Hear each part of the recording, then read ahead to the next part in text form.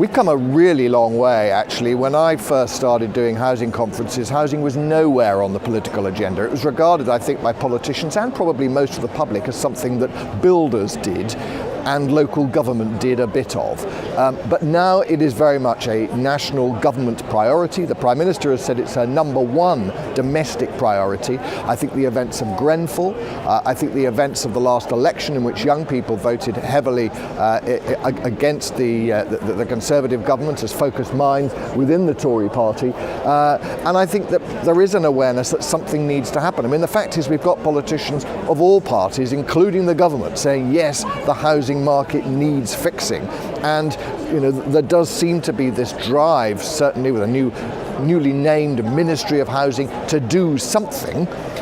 Whether they do in the end have the make it the priority that they say they want it to be, I think, well, we'll have to wait and see. I think housing is complicated. I think that's the problem with it. At one level, it's literally about new development versus those people who are nervous about development. At another, it's about being able to pay your mortgage or being able to afford your rent. But actually, the politics of housing are really around at the margins, and it's a very complicated story. And I think for a lot of journalists, it just head spins very, very quickly. And that's why I think the job really of the sector is to try and strip away, as often as you can, strip away the kind of sort of impressionistic policy stuff and get to the core of it.